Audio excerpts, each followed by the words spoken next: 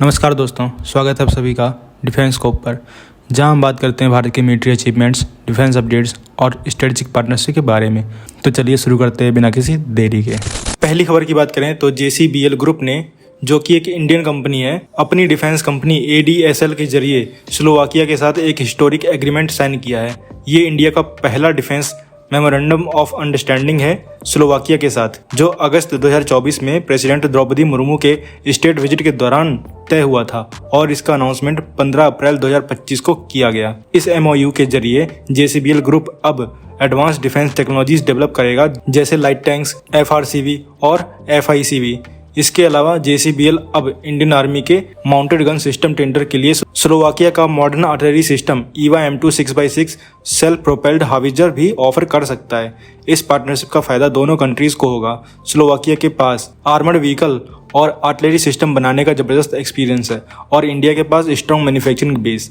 दोनों मिलकर Tourette's, remote control weapon system, active protection system और ह्यूमन मशीन इंटरफेस मॉड्यूल्स बनाएंगे, जो इंडिया के हिमालयन बॉर्डर्स जैसे मुश्किल टेरेंस के लिए परफेक्ट होंगे। इस डील का सबसे खास हिस्सा है EVA M2 6x6, जो एक मॉडर्न आर्टिलरी सिस्टम है। ये 155 mm 52 कैलिबर की गन के साथ आता है, जिसमें ऑटोमेटिक लोडर भी होता है।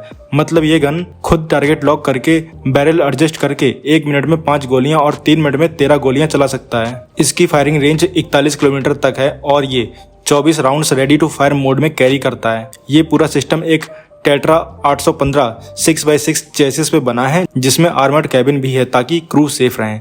अगस्त 2024 में EVA M2 का टेस्टिंग भी हुआ, जिसमें इसकी शूटिंग एक्यूरेसी, स्ट्रेंथ और मोबिलिटी को टेस्ट किया गया। इसमें एक इंटेलिजेंट फायर कंट्रोल सिस्टम लगा है, जो वेदर, टारगेट की लोकेशन और टेरेन को समझ के फायरिंग डिसीजन लेता है। ये पूरा प्रोसेस ऑटोमेटिक होता है, जिससे क्रू का काम कम हो जाता है। EVA M2 मल्टीपल राउंड्स एक साथ टारगेट पे मारने की कैपेबिलिटी रखता है और ये battalion level command and control system से भी इजीली कनेक्ट हो जाता है। ये सिस्टम स्लोवाकिया की आर्टिलरी लेगेसी का अपग्रेडेड वर्जन है, जिसमें उनके पहले के मॉडल जुजाना 2 और ओरिजिनल EVA का भी एक्सपीरियंस यूज किया गया है। EVA M2 NATO standard 155 mm ammunition को सपोर्ट करता है, जो कि इंडिया के आर्टिलरी इकोसिस्टम के साथ कंपेटेबल है। ऑटोमेशन की वजह से कम लोगों में भी ये ऑपरेट किया जा सकता है, जिससे आर्मी का काम एफिशिएंट बन जाता है। ओवरऑल ये एक कॉस्ट इफेक्टिव और हाई परफॉर्मेंस सॉल्यूशन बन सकता है इंडियन आर्मी के लिए, स्पेशली उन एरियाज के लिए जहां high precision fast response weapons की जरूरत है। तो आप क्या बोलेंगे इस खबर के बारे में कमेंट सेक्शन जरूर बताइए। अगली खबर की बात करें तो JSR डायनेमिक्स प्राइवेट लिमिटेड ने इंडिया के डिफेंस सेक्टर में एक नया धमाका कर दिया है। उन्होंने एक ऐसा ड्रोन बनाया है जो ग्राउंड से लॉन्च होता है और मिसाइल की तरह काम करता है। इस ड्रोन का नाम है MGLDW, यानी कि miniature ground launch drone weaponised. ये ड्रोन सिर्फ 400 kg का है, लेकिन इसका काम काफी पावरफुल है। इस ड्रोन में एक 150 kgf टर्बोजेट इंजन लगा है, जिससे ये 297 किलोमीटर तक का लॉन्ग रेंज मिशन कंप्लीट कर सकता है। इसकी टॉप स्पीड है 0.85 मैक, मतलब तकरीबन 1050 किलोमीटर पर आवर। इतनी स्पीड और रेंज के साथ ये ड्रोन दुश्मन के स्ट्रॉन्ग टारगेट्स जैसे कमांड पोस्ट, रडार सिस्टम्स या सप्लाई डिपोट्स को इजीली डिस्ट्रॉय कर सकता है। इस ड्रोन में एक एडवांस नेविगेशन सिस्टम है जो GPS, ग्लोनास और इंडिया का नाविक यूज करता है। मतलब ये ड्रोन अपना टारगेट एक्यूरेटली ढूंढ सकता है, चाहे एरिया कितना भी टफ हो या इलेक्ट्रॉनिक जैमिंग चल रही हो। जब ड्रोन अपने टारगेट के पास पहुंचता है तो इसमें लगे एडवांस सीकर्स, जो इंफ्रारेड या रडार बेस्ड हो सकते हैं, उसका यूज करता है ताकि टारगेट पे पिन पॉइंट स्ट्राइक कर सके।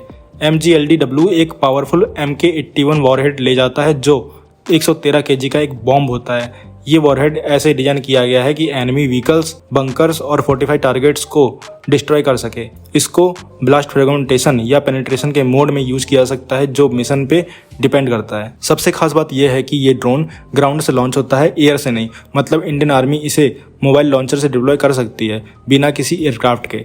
ये इंडिया जैसे कंट्रीज के लिए परफेक्ट है, जहां डाइवर्स टेरेन है, माउंटेन्स, प्लेन्स, डेजर्ट, सब कुछ। ये ड्रोन ऐसे बॉर्डर एरियाज में यूज हो सकता है जहां एयर स्पेस रिस्की या रिस्ट्रिक्टेड होता है। तो आप क्या बोलेंगे इस खबर के बारे में कमेंट सेक्शन में जरूर बताइए। अगली खबर की बात करें तो इंडिया अपनी मिलिट्री एविएशन कैपेबिलिटीज में एक बड़ा माइलस्टोन छूने के करीब है, जहां एक powerful 6th generation fighter jet engine के लिए जॉइंट डेवलपमेंट एग्रीमेंट फाइनल होने वाला है।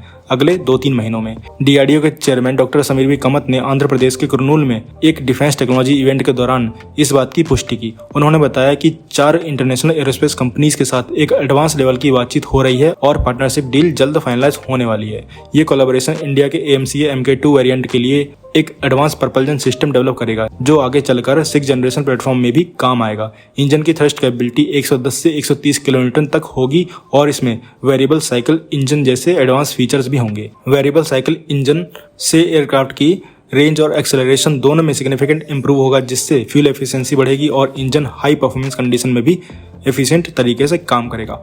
डॉक्टर समीर बी कमत ने बताया कि ये इंजन फ्यूचर के डायरेक्टेड एनर्जी वेपन और AI बेस्ड ड्रोन स्वाम जैसे हाई टेक सिस्टम के लिए भी सूटेबल होगा। ये इंडिया के AMCA को अमेरिका के NGAD और चाइना के JXX जैसे प्रोजेक्ट के मुकाबले में कम्पिटिटिव बनाएगा। इस इंजन के लिए जो 4 फॉरेन कंपनीज रेस में हैं, उनमें सैफरन, GE, रोल्स रॉयस और रसिया की NPO सैटर्न भी शामिल है।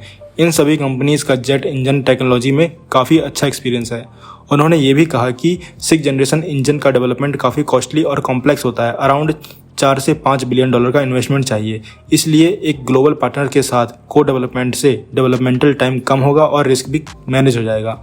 AMCA प्रोजेक्ट को 2024 में सरकारी अप्रूवल मिल चुका है, जिसमें 15,000 करोड़ रुपए का इनिशियल बजट दिया गया है। पहला version AMCA Mk1 American GE F414 engine के साथ 2030 के आसपास फ्लाई करेगा और 2035 तक इंडियन एयरफोर्स में शामिल होगा। AMCA Mk2 वर्जन जो 2040 के बाद एक्सपेक्टेड है, उसके लिए ही ये नया 110 किलोमीटर प्लस थ्रस्ट वाला इंजन डेवलप किया जा रहा है, जो सुपर क्रूज और फ्यूचरिस्टिक कॉम्बैट टेक्नोलॉजी को सपोर्ट करेगा।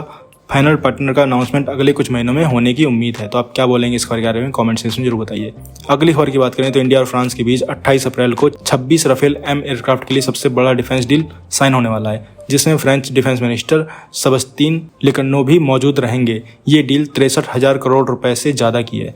ENI को डिफेंस सोर्सेस ने बताया कि दोनों कंट्रीज के सीनियर ऑफिशियल्स साइनिंग में शामिल होंगे। फ्रेंच मिनिस्टर संडे इवनिंग तक इंडिया पहुंचने वाले हैं और मंडे लेट इवनिंग तक वापस जाने का प्लान है। 9 अप्रैल को CCS की मीटिंग में PM मोदी के नेतृत्व में ये गवर्नमेंट टू गवर्नमेंट डील को ग्रीन सिग्नल दिया गया था। इस एग्रीमेंट के तहत 22 सिंगल सीटर और 4 ट्विन सीटर जेट्स मिलेंगे, जिसके साथ fleet maintenance, logistic support, personal training और कुछ इंडिजिनस कंपोनेंट्स का मैन्युफैक्चरिंग भी शामिल होगा।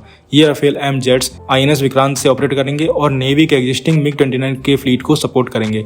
इंडियन एयरफोर्स के पास पहले से ही 36 राफेल एयरक्राफ्ट हैं, जो 2016 के एक अलग डील में लिए गए थे। अब 26 नए जेट्स के आने से टोटल राफेल एयरक्राफ्ट की संख्या 62 हो जाएगी, जिससे इंडिया के पास 4.5 प्लस जनरेशन फाइटर का एक स्ट्रॉन्ग फ्लीट होगा। एयरफोर्स की तरफ से भी एक नया टेंडर आने वाला है, जिसमें मल्टी रोल फाइटर के लिए ग्लोबल कंपटीशन होगा। लेकिन सोर्सेस का कहना है कि इंडियन एयरफोर्स ने ऑलरेडी एक स्पेसिफिक एयरक्राफ्ट के लिए अपना इंटरेस्ट दिखाया है, जिससे उसके इमीडिएट ऑपरेशनल रिक्वायरमेंट पूरी हो सके। तो आप क्या कहेंगे इस खबर के बारे में कमेंट सेक्शन में जरूर बताइए। तो दोस्तों, ये थी आज की डिटेल्ड अपडेट्स हमारे भारत के डिफेंस और इंटरनेशनल स्ट्रेटजीज के बारे में। अगर आपको ये वीडियो इन्फॉर्मेटिव लगा हो तो लाइक करें, शेयर करें और चैनल को सब्सक्राइब करना ना भूलें। आपका सपोर्ट हमें और बेहतर कंटेंट बनाने के लिए मोटिवेट करता है।